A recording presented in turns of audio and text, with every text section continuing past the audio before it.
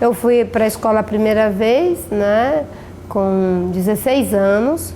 Eu fui me matricular no Mobral em 1975, em setembro de 75. E nessa escola eu aprendi um pouco escrever e ler alguma coisa, né? E eu tive uma vantagem em relação aos outros alunos, porque eu sabia matemática, eu não sabia ler nem escrever, mas eu sabia as 4 operações que eu havia aprendido com o meu pai, porque o meu pai era alfabetizado. Ele havia feito até mais ou menos o 2º, estava no 3º ano quando ele veio do Ceará para o Acre. Então ele sabia bem as 4 operações. E meu pai é muito inteligente, então ele me ensinou a fazer as contas para poder vender a borracha e não ser enganada pelos patrões no peso da borracha. Quando eu entrei na escola, eu percebi que a professora estava ensinando os alunos, porque a aula tinha começado em fevereiro e eu entrei em setembro, já em meados de setembro. E quando eu entrei, ela estava ensinando os dígrafos, os fonemas, essas coisas. Hoje eu falo assim, mas na época eu não sabia nada disso. Só que eu fiz um raciocínio matemático para o que ela estava ensinando, né? Eu pensei, então é assim, né? Ela ensina as letras, o som das letras e soma o som das letras. Então eu vou aprender as letras, o som das letras e vou somar o som das letras. E logo ali eu tive uma clareza assim, porque a palavra que estava escrita era banana, e uma fruta que eu gosto muito, né? E eu fui para casa determinada a aprender as letras, o som das letras e a somar o som das letras. E meu primo fez um abecedário e eu fiquei decorando aquilo ali o dia todo, de sorte que em menos de, enfim, na segunda aula eu já conseguia ler as coisas.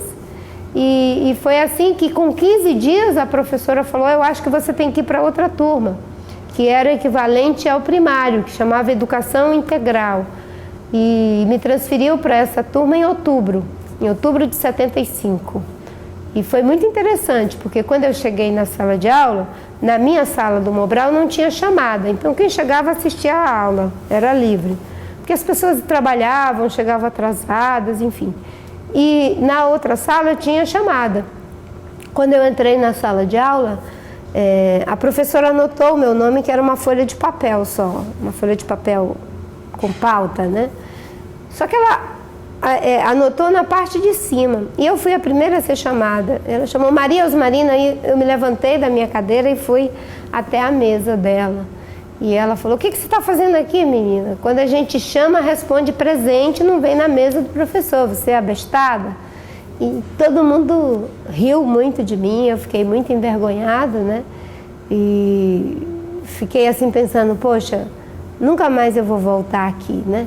Aí fui para casa, triste, e fiquei, volto, não volto, volto, não volto, volto, não volto. Aí eu estava assim, já era mais ou menos umas 6h30 e a aula começava às 7h, né, da noite.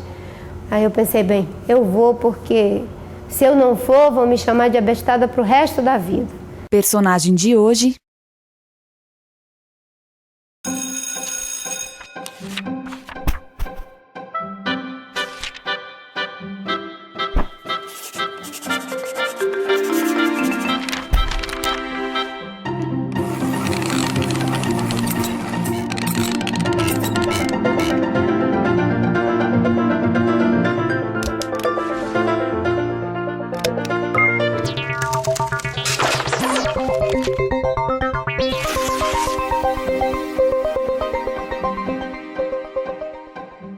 Por definição, humilhação é a ação ou efeito de humilhar, de rebaixar a moral, de lançar por terra qualquer intenção de êxito pessoal. Humilhação é um desses cortes da vida que na maioria das vezes o tempo fecha, mas que deixa a cicatriz do desdém, do menosprezo, do descrédito. Quem humilha nem sempre se dá conta que se torna assassino da vontade do outro. Quem é humilhado sempre morre um pedaço, que inclusive só volta a viver quando há de fato um muito querer. Bem, quando eu era criança, eu era uma criança cheia de muitas perguntas e interrogações, né? Eu, aos 5 anos, fui morar com a minha avó e era uma casinha de palha, uma palafita, próximo da casa do meu pai e da minha mãe, onde eles ficavam com as minhas irmãs, as minhas outras irmãs. Nós somos hoje 8 vivos, né? 7 mulheres e 1 homem. Então, na casa maior ficava meu pai, a minha mãe e as minhas irmãs, e na casa, uma casinha pequena, uma palafita pequena, a mais ou menos uns 10 a 15 minutos andando em meio a uma pequena floresta, ficava a casinha da minha avó. Então eu fiquei nessa casa até com a minha avó até os praticamente 14 anos, 16 anos. E lá eu tinha minha avó, tinha meu tio, que era solteirão, um mateiro. O mateiro é uma pessoa que conhece tudo da floresta intuitivamente, de forma nata. Uma tia solteirona e o cunhado da minha avó, que era velhinho também, e um outro velhinho que já não conseguia mais trabalhar. Então era uma criança rodeada de pessoas idosas, né, que me contavam histórias e que respondiam a maior parte das minhas perguntas e das minhas indagações. E a minha avó, como ela era católica praticante, quando ela foi do Ceará para o Acre, ela levou, enfim, os costumes que ela tinha de ir à missa, e ela falava, né, dessas coisas para mim, e falava que existiam freiras, existiam padres, e eu perguntava para ela o que eram as freiras, e ela dizia que eram pessoas que se dedicavam única e exclusivamente a Deus. E eu dizia, então, quando eu crescer, eu quero ser freira. E foi assim que eu cresci com o sonho de ser freira. Só que toda vez que eu falava isso, a minha avó dizia, mas minha filha, freira não pode ser analfabeta. Então aquilo virou um obstáculo, né? Ser analfabeta era um obstáculo para o meu sonho. Aí eu comecei a sonhar que eu deveria estudar para deixar de ser analfabeta e poder ser freira. Eu imaginava a escola um lugar onde a gente aprendia a ler, mas eu não tinha muita ideia de como se configurava uma escola. Mas a minha avó, em que pese ser analfabeta, ela era uma pessoa com uma capacidade de relato muito grande. Então ela descrevia um pouco o que era uma escola no olhar dela lá no Ceará, né? E que ela trabalhava como doméstica na casa de pessoas ricas, e essas pessoas iam para a escola. Então ela dizia que tinha uma professora e que tinha um quadro de giz, ela chamava, um quadro de giz, e que ali os professores ensinavam os alunos, né? Era uma coisa meio difusa. Quando eu fui para a cidade, eu tinha 2 objetivos. Um era estudar e o outro era me tratar, porque eu havia pego uma hepatite, isso, e me deram remédio para malária. Eu já havia pego malária 5 vezes, mas dessa vez não era malária, era hepatite. E o remédio que se dá para malária, ele é muito ofensivo para o fígado. Agora imagine alguém com hepatite tomando algo que é muito agressivo com o fígado. Então eu praticamente fiquei uma pessoa com muitos problemas, né? E hepáticos. E eu fui para a cidade assim, primeiro eu vou procurar um hospital, e eu fiz isso, depois eu vou procurar uma escola, depois eu vou procurar um convento para poder ser freira quando eu estiver alfabetizada. Então eu tinha 3 metas a seguir. Em 75 concluí esse primário, me matriculei já no convento na 5ª série, e foi engraçado porque a irmã não achava que o meu primário valia, e ela queria que eu repetisse pelo menos o 4º ano.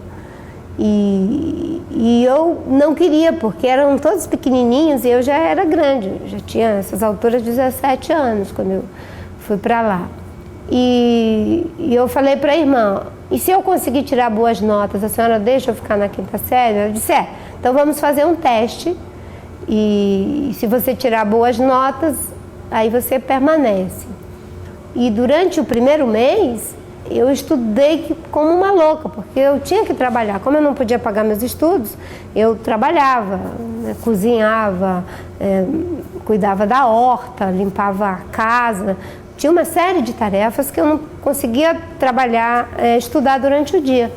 Então, como havia uma regra que a partir das 8 horas todo mundo tinha que dormir, a minha madre mestra ficava de olho no vitrô da minha porta, do meu quarto. Se tivesse luz acesa, ela ia lá e pedia para dormir. porque eu acordava por volta de 5h30 da manhã todo dia. E eu tive uma estratégia, né? Eu comprei uma cartolina escura, botei no vitrô, comprei um despertador velho e apagava as luzes, comprei vela escondido e acendia a vela e estudava até 2, 3 horas da manhã todo dia, nesse primeiro mês. Eu lembro que eu botava assim um cobertor no chão, sentava no chão, fazia da minha cama uma mesa e ali eu estudava. E quando foram feitas as provas, as primeiras provas, eu me saí super bem nas provas, né? A nota mais baixa que eu tirei, acho que foi 8,5 em língua portuguesa. Mas consegui tirar 9,5 em matemática com o professor Ezi, que era assim temido por todos os alunos, que ninguém nunca tinha conseguido tirar mais do que 6,5 com ele. E eu tirei 9,5. Então, todos os professores passaram a advogar, né? Tirei 10 em geografia, 10 em história. E aí eu fiquei, quando eu estava na sexta série eu fiz o supletivo do primeiro grau, passei em todas. Quando eu estava na sétima série eu fiz o supletivo do segundo grau e passei em todas. Mesmo assim eu fui até o meio do ano na 8ª série, mesmo com todos os diplomas. E me matriculei no ano seguinte, no primeiro ano básico, porque eu achava que eu tinha que ter algum conhecimento de química, física, porque não tinha no ginásio, para poder dar uma base para o vestibular. Aí eu já ia fazer o vestibular em 79 e fiquei novamente com hepatite, que foi dessa vez que eu tive que vir para São Paulo e fui para o Hospital São Camilo. Como o vestibular era feito só uma vez por ano, então se eu tivesse feito o vestibular em 79, em dezembro de 79, eu teria entrado em 80. Como eu perdi, eu tive que fazer em dezembro de 80 o vestibular e perdi o ano e entrei em 81. Quando foi em 84, eu me formei em História pela Universidade Federal do Acre. Eu sou professora de História do ensino médio, né? E é uma coisa assim que para mim é motivo de muito orgulho e satisfação. Hoje eu tenho 2 especializações, uma em psicopedagogia pela Católica e outra em teoria psicanalítica pela UNB. Naquela experiência, daquela situação traumática, né, que eu vivi aos 16 anos, indo pela primeira vez para um colégio para estudar e recebendo, né, aquela situação de tanto estranhamento comigo, poderia ter sido de fato uma coisa que teria interrompido o meu processo, né? Hoje eu agradeço a Deus, porque foi Ele. Por isso que eu sempre digo que eu sou movida à fé e à determinação. A fé para remover as montanhas que eu não tenho como escalar e a determinação para escalar as montanhas que eu não devo transferir para a fé. Por exemplo, ir para uma escola, buscar uma escola, me esforçar para aprender, essa montanha eu podia escalar. Agora, a experiência traumática que foi ver as pessoas rindo de mim, a professora me tratando com tanta grosseria, sem conhecer minha história, sem conhecer meu passado, como é que eu cheguei ali, não é? Aquilo ali, só Deus mesmo para remover aquela montanha. Não é? E sem ter ferramenta nenhuma, apoio nenhum de ninguém, não é? Eu louvo a Deus porque foi Ele que com certeza me deu a estrutura para voltar de novo e para da minha forma elaborar com o meu universo cultural, com a minha linguagem, né? Qual que era o desafio que eu estava diante dele, quando eu pensei, se eu não voltar vão me chamar de abestada para o resto da vida, né? Eu louvo a Deus porque foi utilizando os meus próprios conhecimentos, na minha simplicidade, que Ele me ajudou a fazer uma elaboração de uma situação traumática que eu vivi com a aprendizagem. Mas eu sou uma pessoa que, graças a Deus, eu tenho uma felicidade em aprender, né? Tem uma coisa que eu faço, né?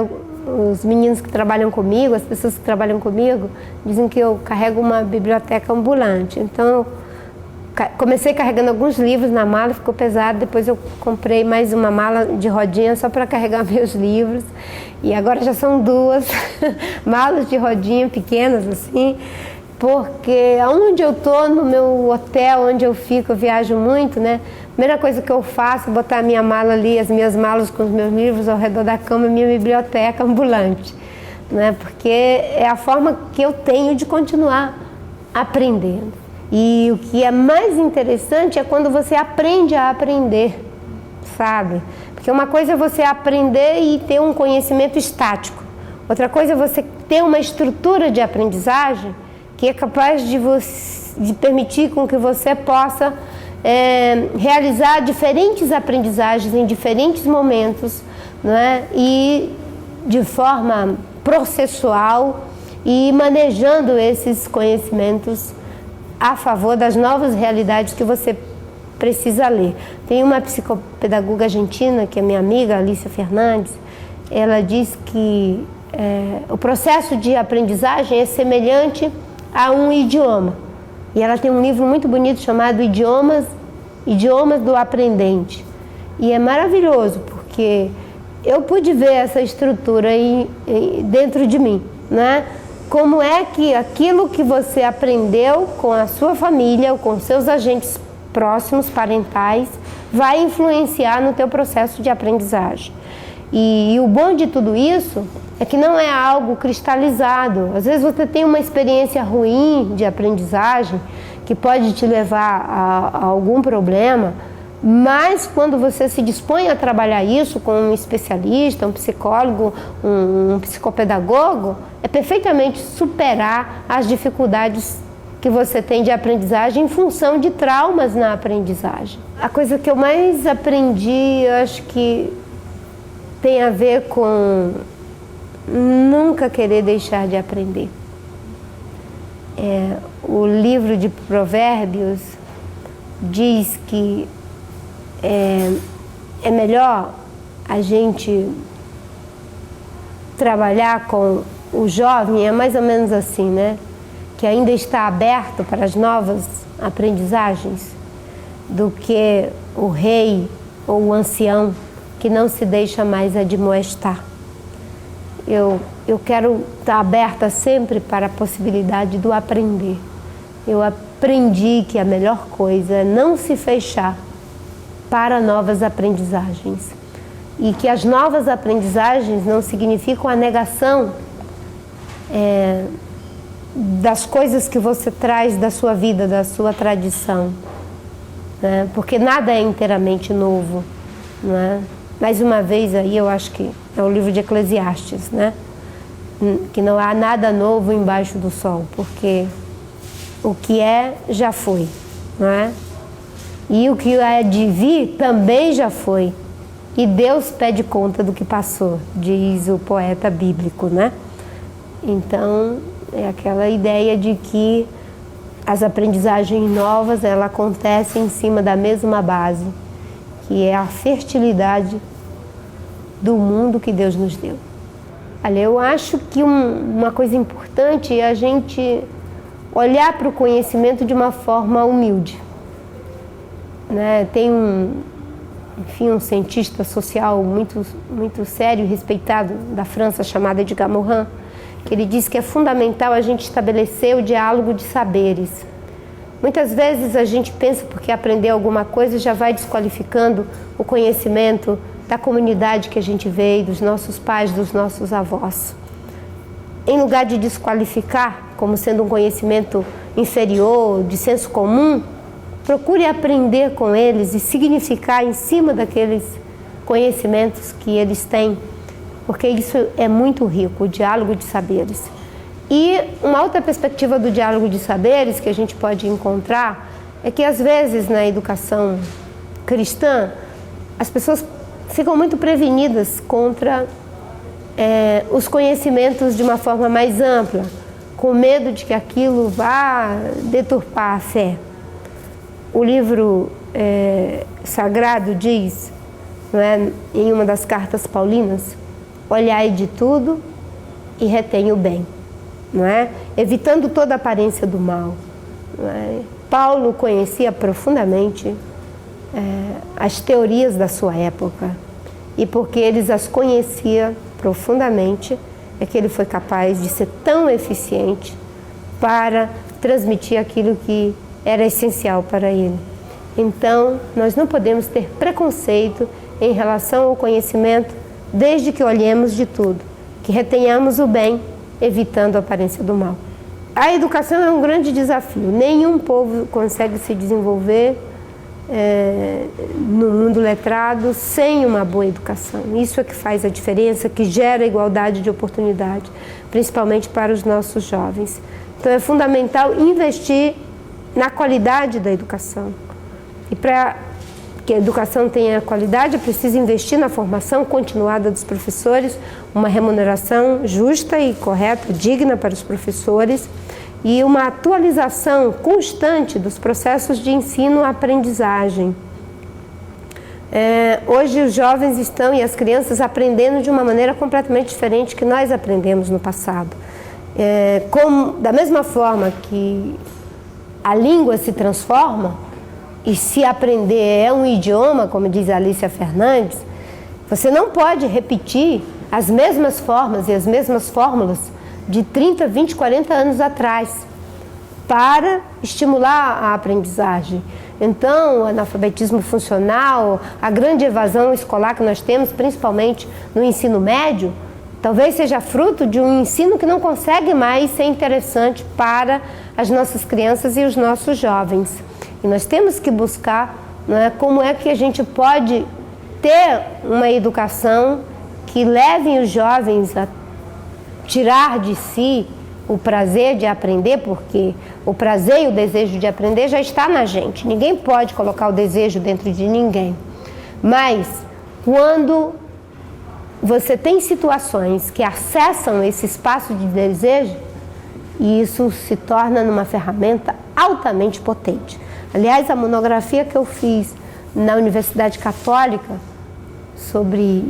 no curso de psicopedagogia é sobre o lugar do desejo no processo de superação das dificuldades de aprendizagem, né? Como é que você, a partir, não é, de fazer com que as pessoas possam acessar e ressignificar as experiências traumáticas que tiveram, não é, adquirir novamente, não é, interesse pela aprendizagem.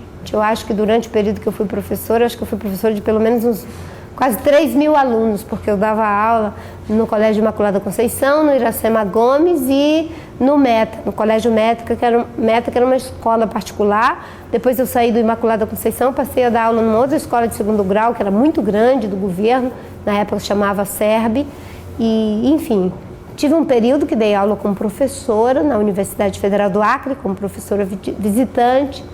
Mas uma coisa assim que para mim era gratificante era poder lidar com os alunos que, de certa forma, eles eram muito renitentes em se dedicar ao estudo. E eu dava uma atenção especial para esses alunos. E ainda hoje eu encontro muitos desses alunos que dizem: olha, professora, foi fundamental a paciência que a senhora teve comigo, as coisas que a senhora me mostrou, e aquilo fez a diferença na minha vida.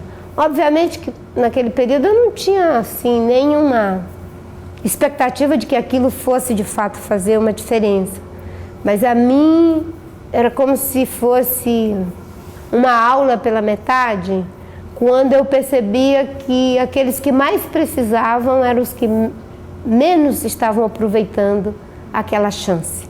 Então eu não me conformava, eu sabia que aquela chance era uma chance de ouro para eles. O ensino é uma janela para novos horizontes para qualquer pessoa. É só a gente fazer a nossa parte também, como professores e como aluno, né? Agora, a parte como professor é ter prazer de ensinar. Eu acho que isso é fundamental. E como aluno é ter prazer de aprender, ter esse desejo dentro da gente. Eu agradeço a Deus e a minha avó e os meus velhinhos, o meu pai e a minha mãe, que eu acho que de alguma forma eles colocaram esse desejo dentro de mim, mesmo quando não existia escola. A origem da palavra humildade vem da raiz latina humus, que remete à ideia de terra, mais precisamente de estar sob a terra. E é por isso que aquele que tem noção do espaço que ocupa, reconhecendo aquilo que não é, opta por uma atitude de respeito ante o que é maior, não por perceber-se inferior, mas por ter a consciência de que é humano e limitado. Portanto, humildade não é sinônimo de vergonha, de pobreza, de escassez. Pelo contrário, quem vive em humildade é sempre rico porque aprendeu a receber. E isso se deve ao fato de ter entendido o óbvio, que acima da terra sempre estará o céu. E eu sempre brinco que eu era um vaso quebrado pelo qual Deus pagou preço dobrado, com pagamento adiantado para receber o vaso 37 anos depois, todo quebrado, para Ele mesmo consertar. Então, eu agradeço a Deus, porque a gente vive a vida também com um pouco de imprevisibilidade, sabe? Sabendo que quando você tem fé, só uma pessoa deve estar no controle, e essa pessoa é Deus, né? A gente não pode ter a pretensão de saber tudo, controlar tudo.